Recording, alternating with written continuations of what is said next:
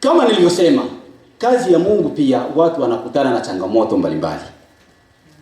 Lakini Biblia inaonyesha kuwa manunguniko huanza ndani ya moyo kabla hayajaonekana kwa maneno. Ndio maana nilisema hivi, lazima ni uanishe sana makwazo na manunguniko. Ina maana kinachoanza ni kukwazika kutokana na jambo fulani ambalo limetokea, ndilo sasa linakuja kuzaa manunguniko. Kwa hiyo manunguniko kama nilivyosema yanaweza yakaja katika ndoa, katika jamii inawezekana. Tuone jambo la kwanza, manunguniko katika ndoa. Hapa tuko wengi, tumeoa, tumeolewa, lakini pia watoto na wazazi. Hivi niulize akina mama au nianze na akina baba. Hivi katika maisha ya ndoa inapendeza kila mtu kuwa na hazina yake?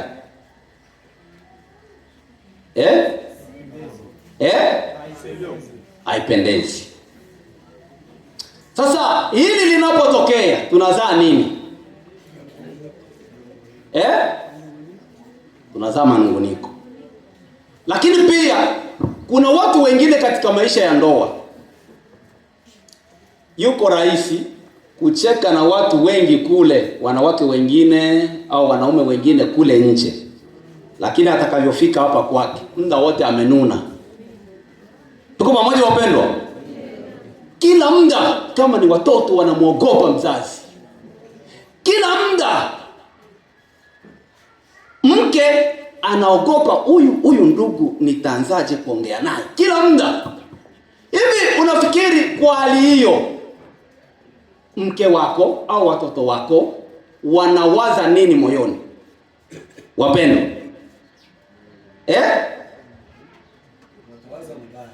Lazima wawaze vibaya. Sasa kama wanawaza vibaya, unafikiri unaweka amani ndani ya mioyo yao?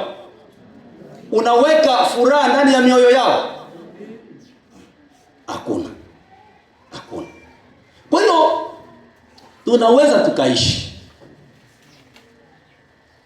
tukafikiria tuko vizuri, lakini kumbe tumeweka tatizo au tumeweka majeraha kwenye mioyo ya watu tulionao. Watu wengi katika maisha yetu tunayoishi, na wanaume na wanawake, mambo ya kifedha ni changamoto kubwa katika majumba mengi. Kwa nje hivi utatuona tuko vizuri, tunacheka, tunatembea hivi tunacheka, lakini kufika jioni mtu akiuliza, wewe nilikuona ulikuwa na shilingi 20,000 zimetembeaje? Ngoja toto cha vile. Yaani unaona ikuta nazo wanchi tochi. Unaona ikuta nazo wanchi tochi. Hivi kama yeye akuuliza, nani mwingine aulize? Amen. Jua kwamba hili likiwa lazima umetengeneza tatizo. Lakini pia kuna wanawake wengine hawajui kuongea. Wanawake wengi hawajui kuongea. Na labda niseme, labda kwa mila yetu, wanawake wetu wengi anaweza amefunga ndoa leo, utamuona kabisa mtulivu. Kadiri siku zinavyosogea, yeye anaanza kujenga, kuliko kujenga upendo, anaanza kujenga mazoea. Nataka nikwambie jambo.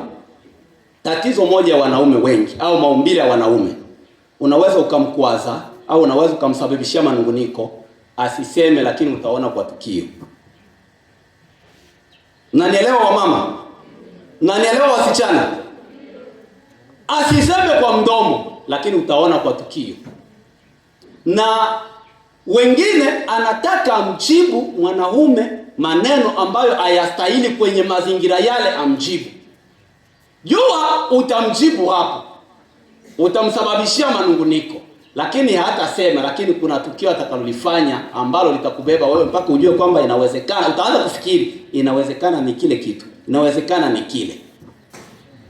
Kwa hiyo lengo la somo letu ni kutaka tufike sehemu, pamoja na kujifunza hivi vyanzo, tuviondoe, tuchukue hali ambayo itatufanya tuweze kwenda na furaha na amani katika maisha yetu ya ndoa, lakini zaidi sana katika Ukristo wetu. Bwana Yesu asifiwe sana.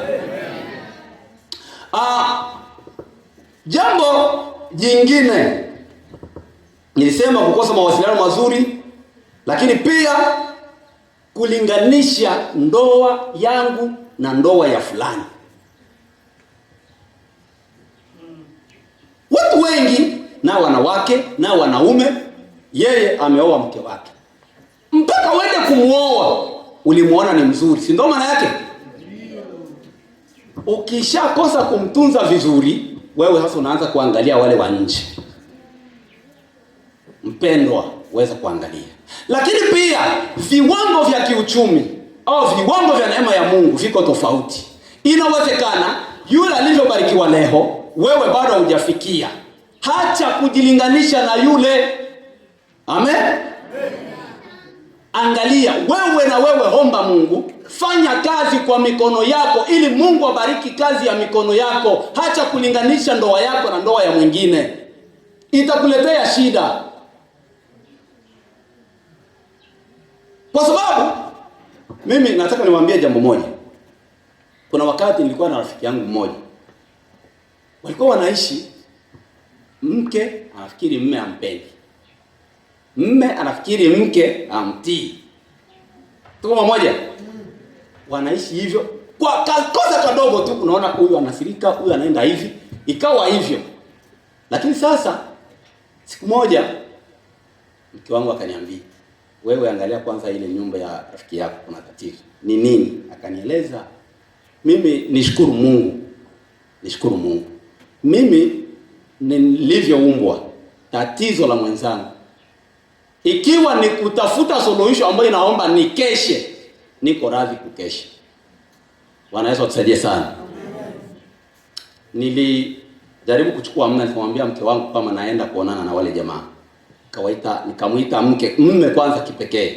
Nikamuuliza, mume akanieleza. Nikaona anavyonieleza vitu vingine, yeye ilikuwa tu mambo ya kuishi. Baadaye baada ya kumaliza na yeye, nikaenda kwa mkewe. Nikamuuliza tatizo ni nini? Kuna wakati mpaka mke alikuwa ameshafunga na mizigo, naona bora niende. Na yeye akaeleza. Nikamwambia hapana.